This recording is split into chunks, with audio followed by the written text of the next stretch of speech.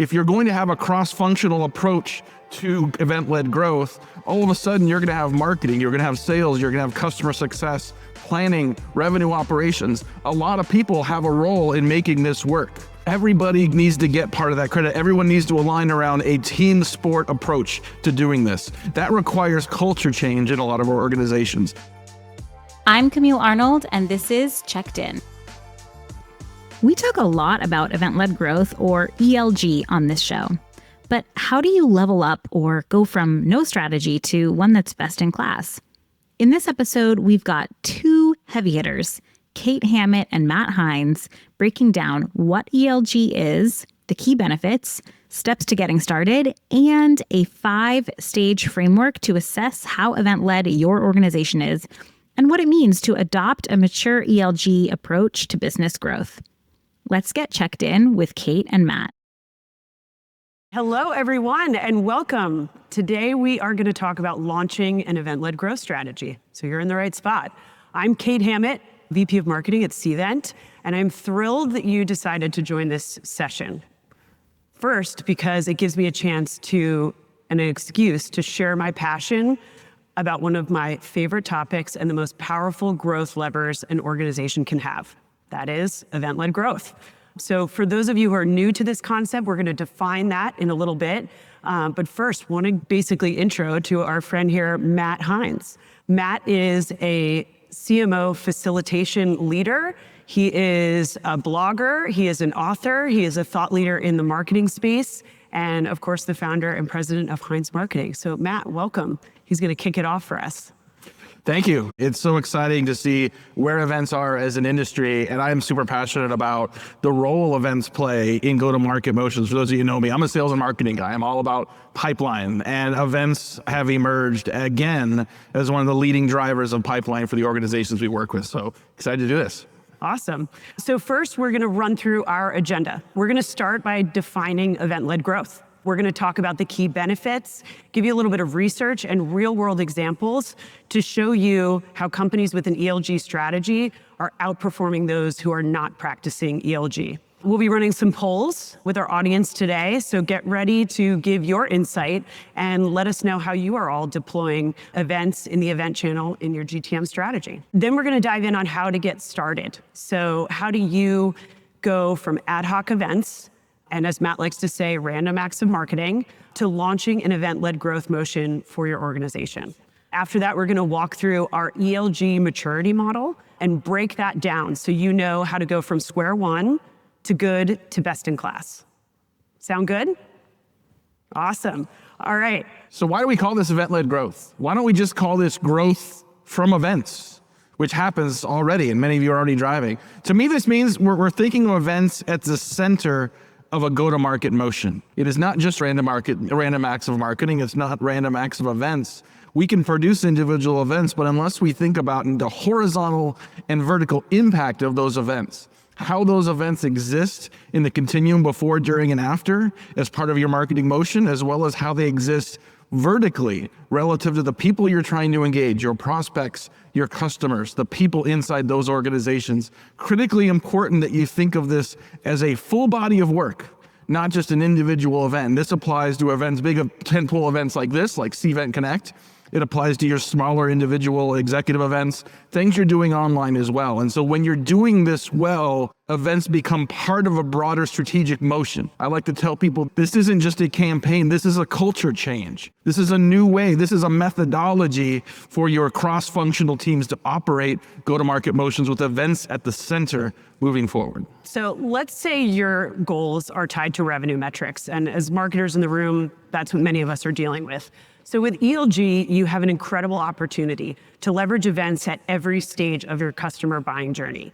So this means designing event programs that create demand and attract, your prospects, that capture demand. So that's creating opportunities, helping sales win deals, and then keeping demand. So really important to have that relationship building, renewal, and expansion motion for your business. And when you're measuring growth, you can do that in many different ways. It doesn't always have to be hard line to revenue. So some of you in the room might be doing that in a different way, and ELG still applies. So your growth metric might be creating networking connections and engagement within your membership base, or getting 100% participation in your educational objectives. Deploying ELG is going to lead to consistently higher engagement with your target audience and faster growth for your organization.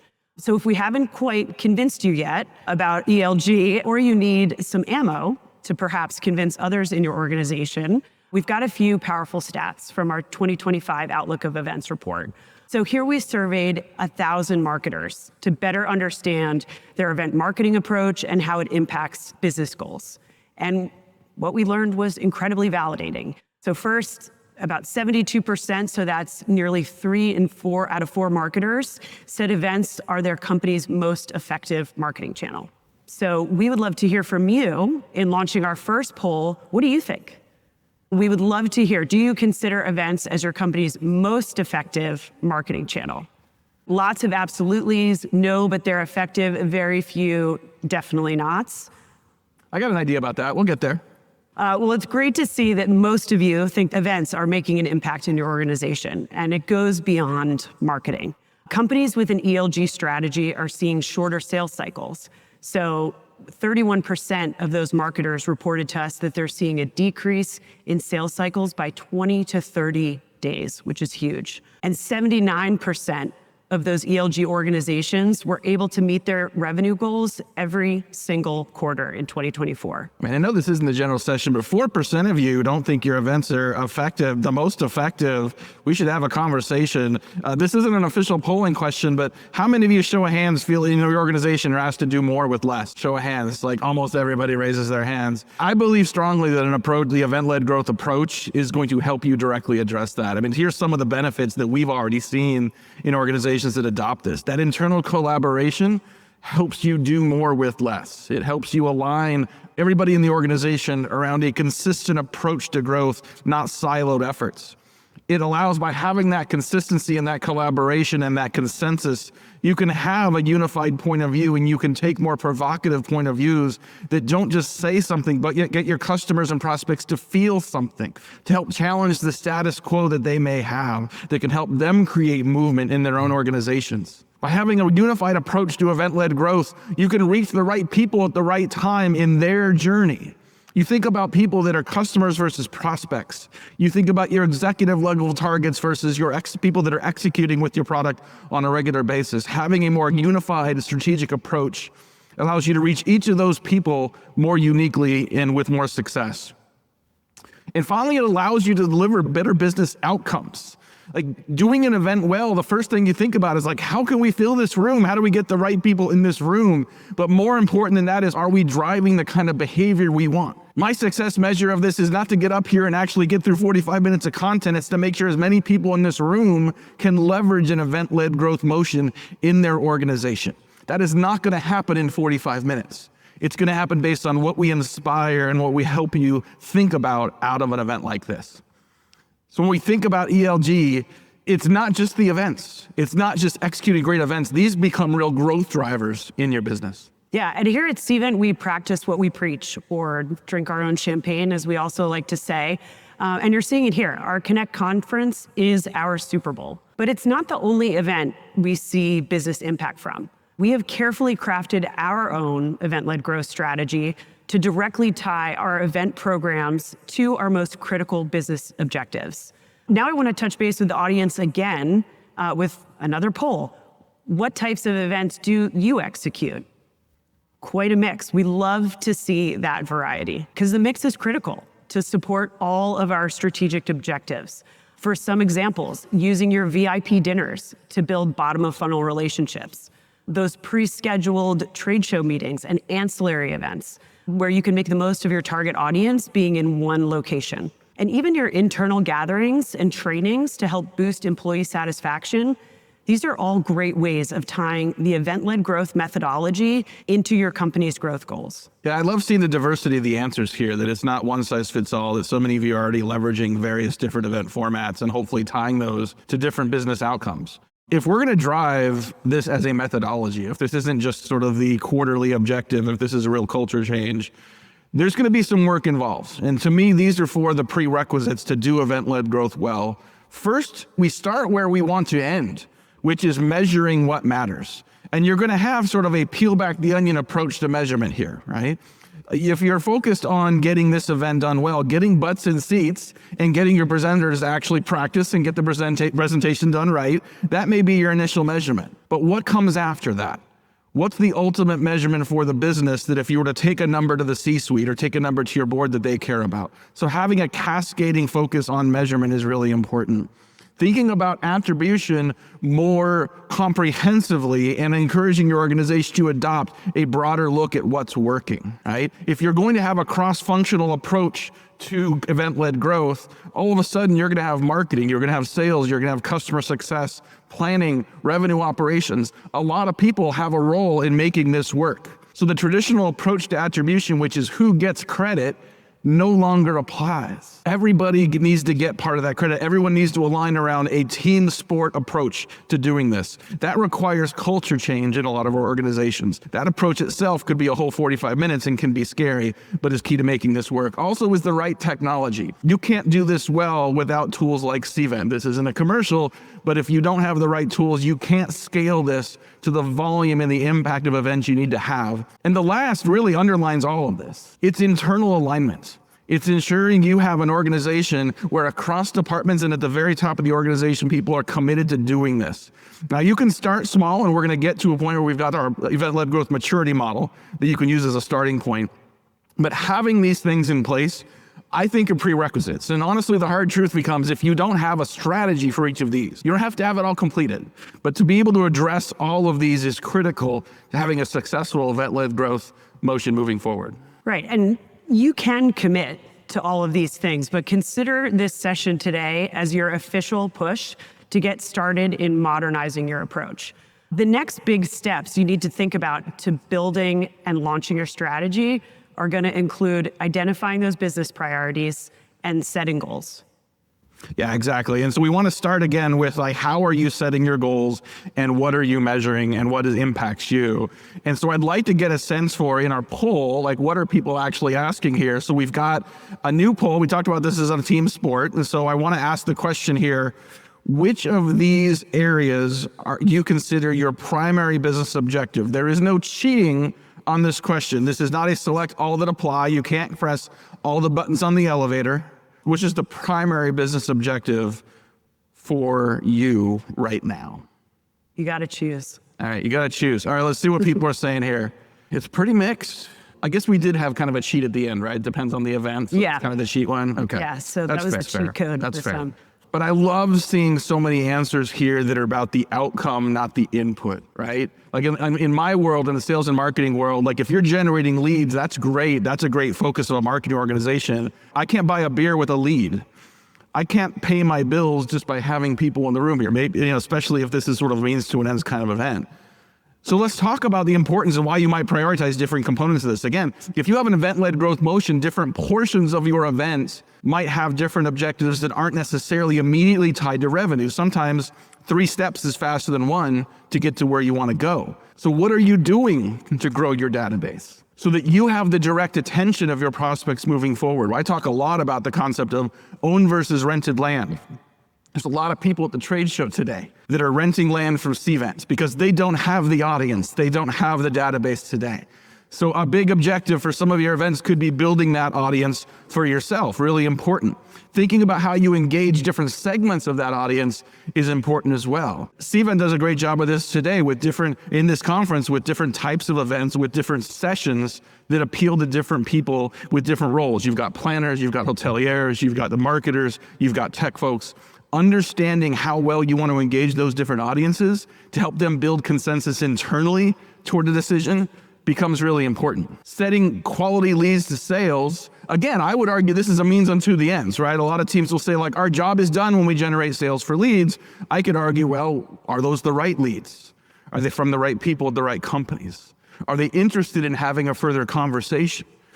But in some cases, some of your job might simply be, this event is about building a list and getting some of those people over to sales to have a conversation, right? It's okay to say individual parts of your ELG motion have a specific job to be done. But at the end of the day, I want to see metrics and I want to see goals that are tied to the things you can buy a beer with, that you can pay your bills with. So thinking about what are we doing to increase not just pipeline, but velocity of pipeline. How are your events helping people understand the urgency and specificity of what they need to do to drive change and move forward with you?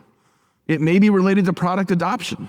If people come to an event, whether it's online or in person, and understand better the context of how you can help them and see hundreds, if not thousands of their peers using that as well, that itself becomes an objective.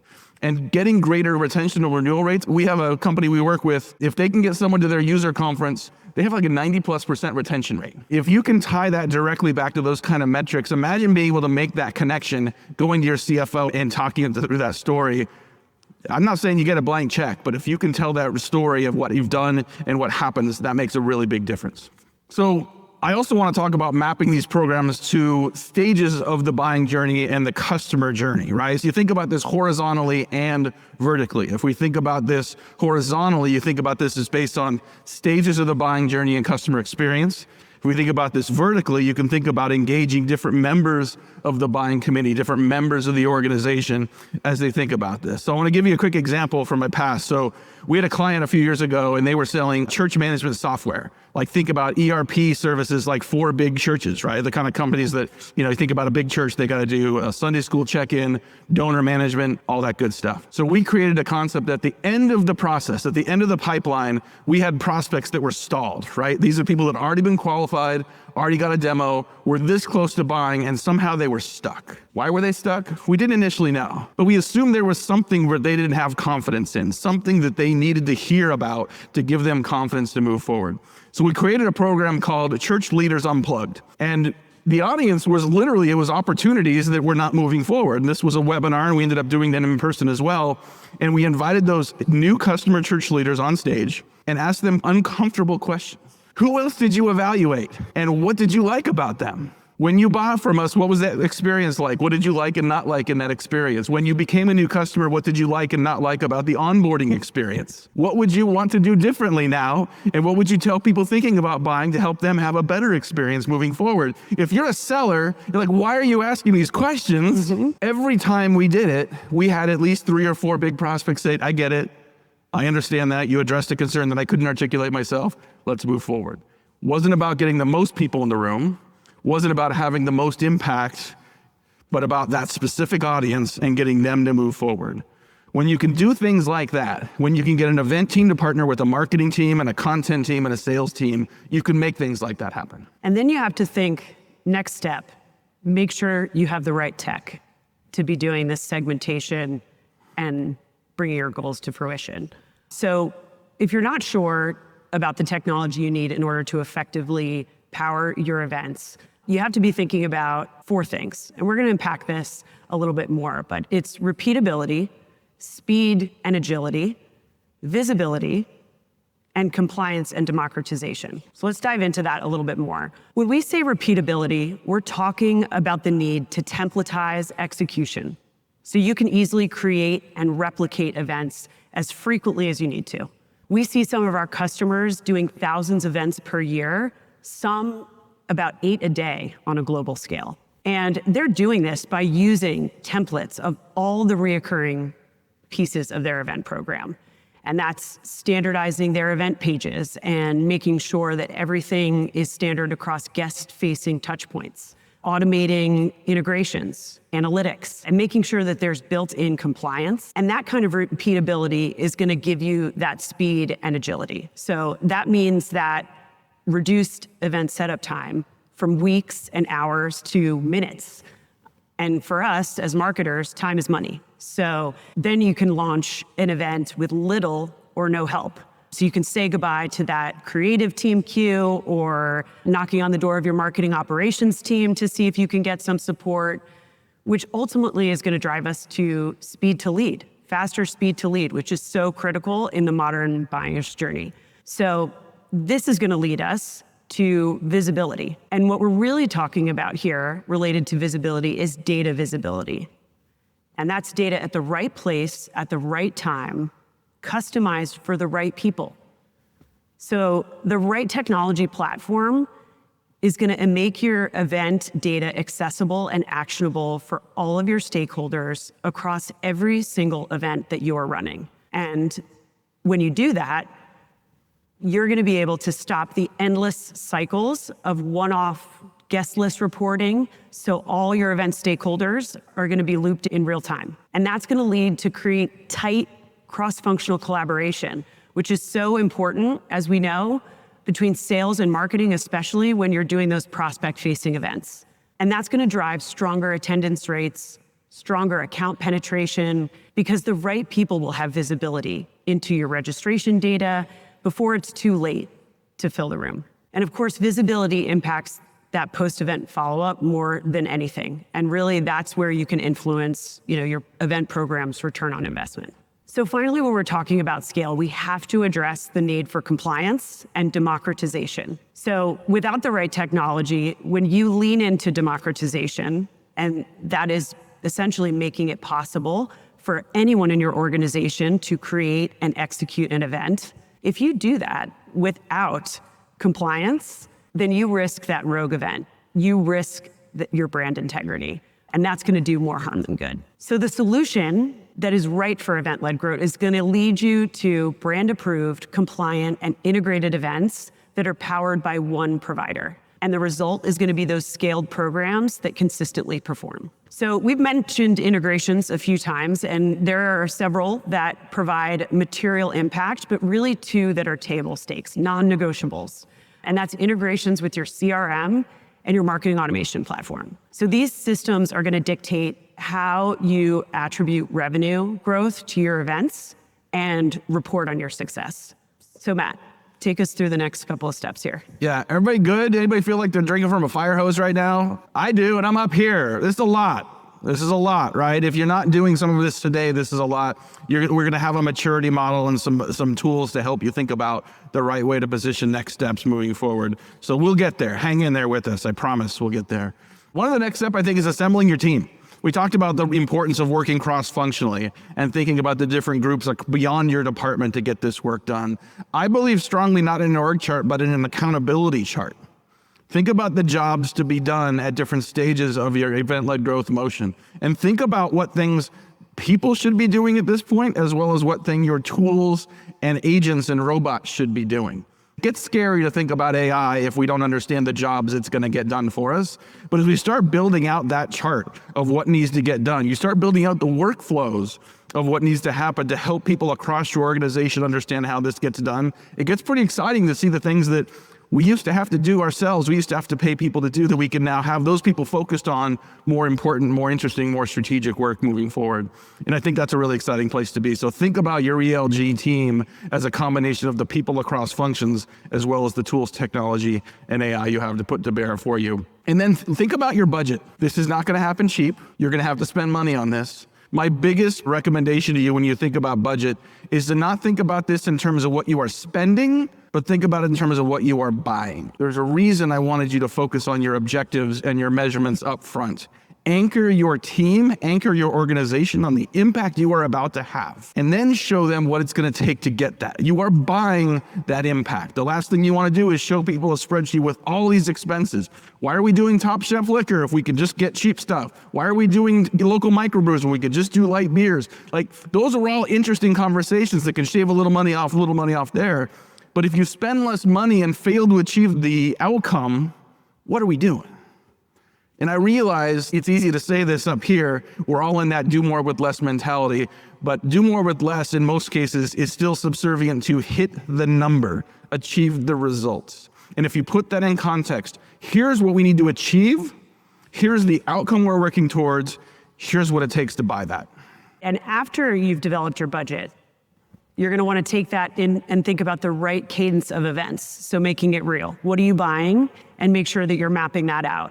So for each program, based on your goals, based on your historical data, which is going to allow you to establish that programmatic calendar that the rest of your team can rely on. And after your strategy is mapped out, you are almost ready for execution.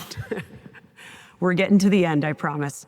But one of your last steps, and one of the most important ones, is going to be building out that detailed playbook for each program. So Matt kind of talked about this to a certain extent, but you're going to want to lean into this as you would those event marketing templates that we talked about before, those that make it easy to create and replicate your events at scale.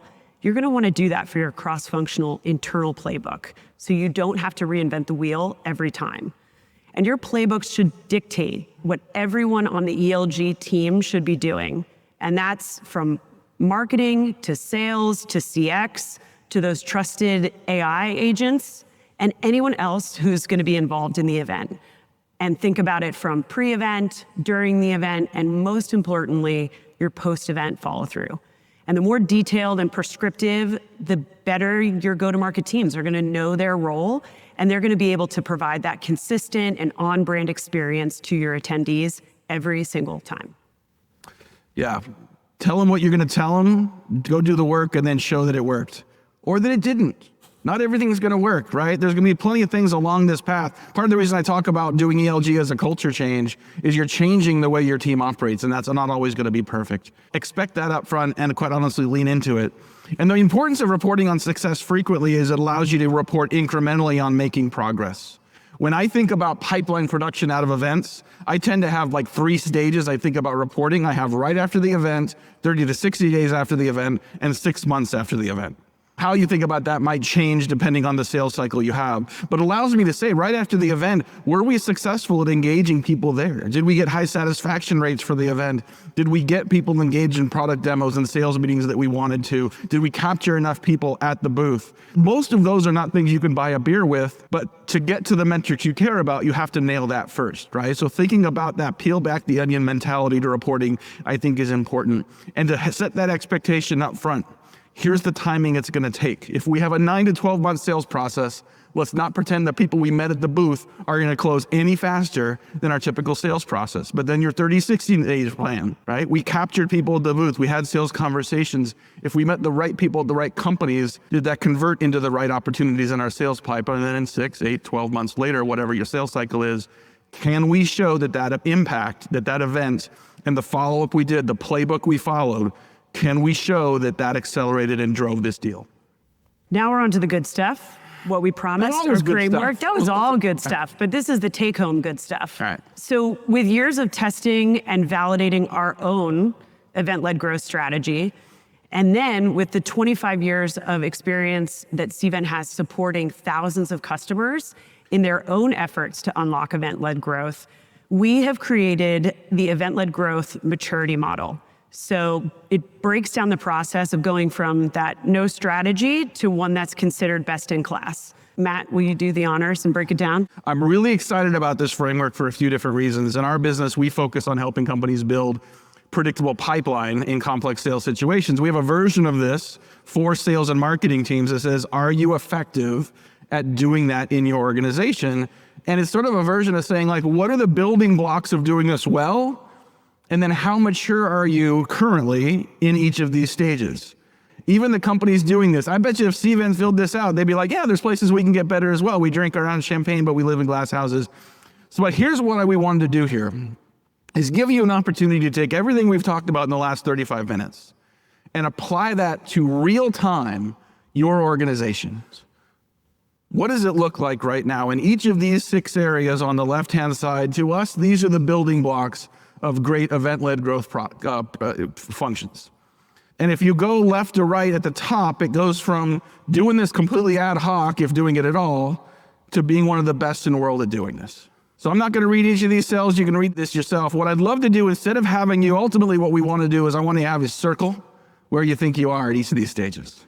And I want you to take this back to your team. If you're going to create a unified team approach, I'd love to have you take this to other people on your team, as well as people cross-functionally, and have them answer these questions as well. It'll be a great place to get a starting point of where you're at today and be able to move on from there. So if you're to look at this and think about your organization today, again, living glass houses, real-time assessment, where would you say your biggest priority among these 6 areas is?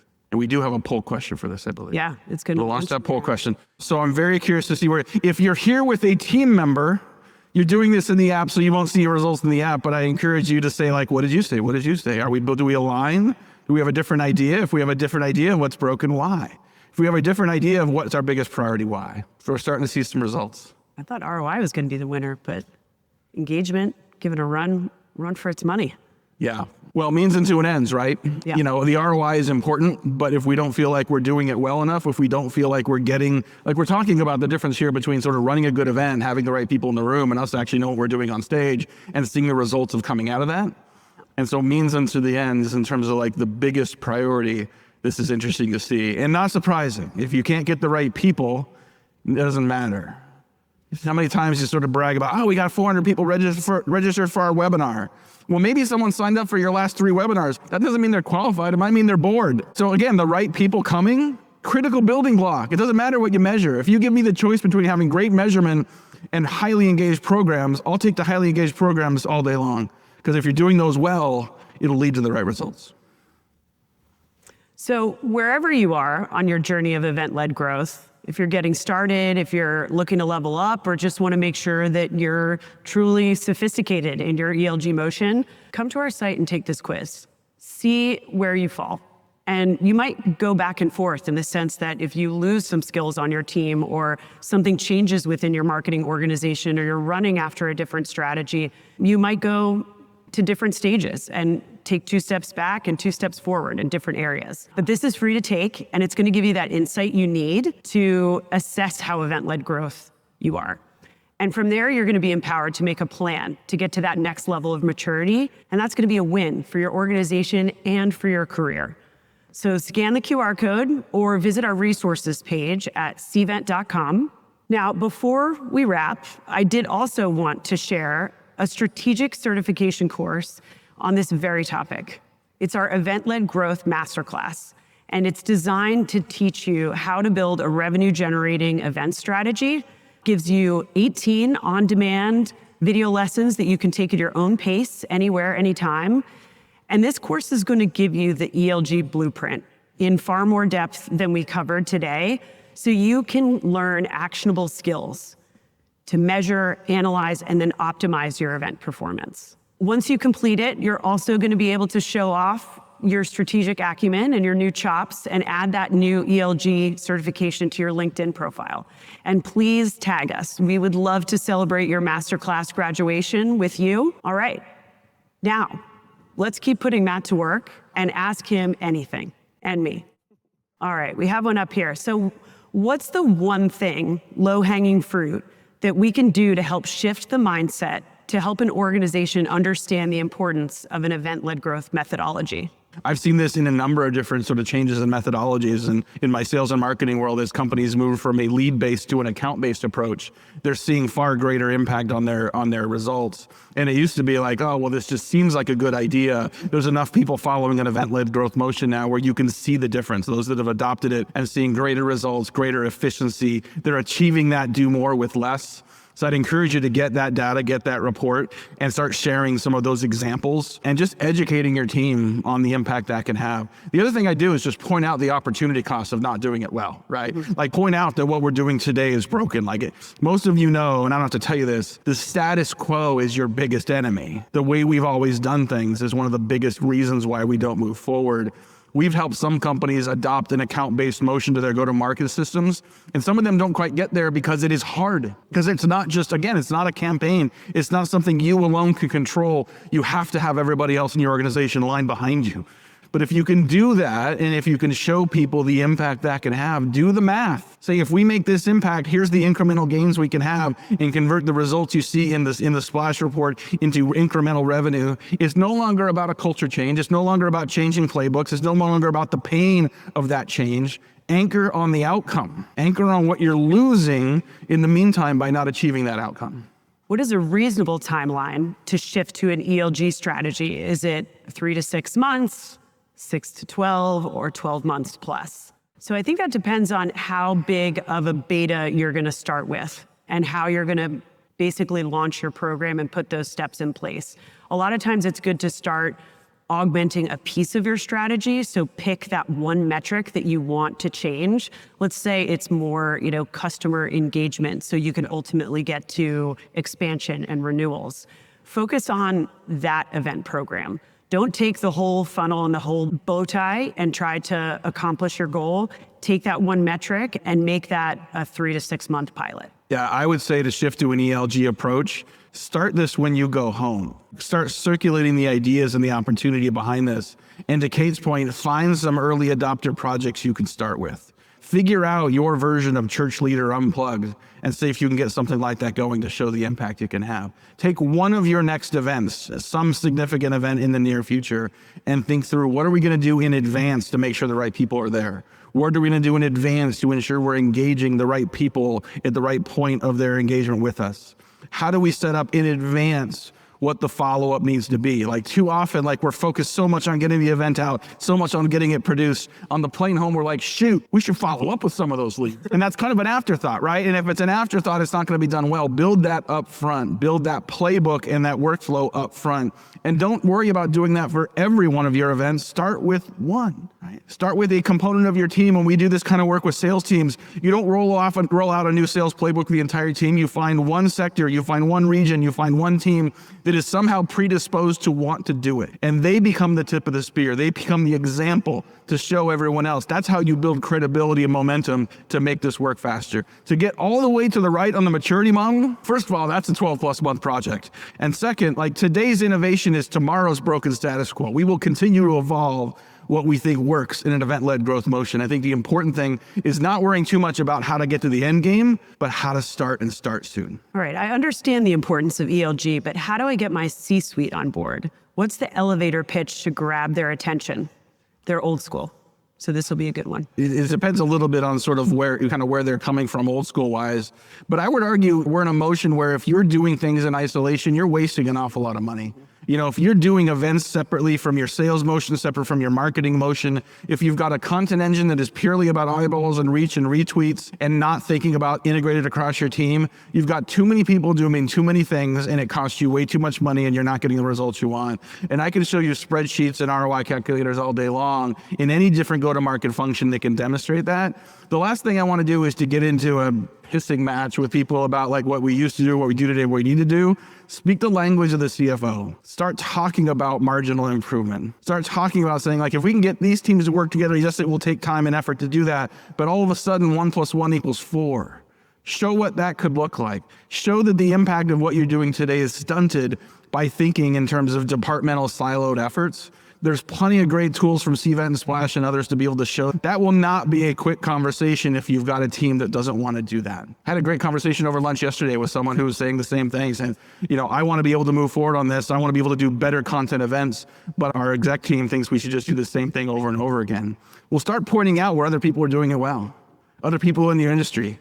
You're jealous of it, make them jealous of it as well, and showcase how much impact, how much reach, how much of a halo effect they're getting purely online, purely in the public realm. And if they're seeing that in the public realm, imagine what kind of impact that's having for them on the back end. This is going to be a journey as well. It's not going to be a 30-minute one-on-one, but build and start that drumbeat immediately.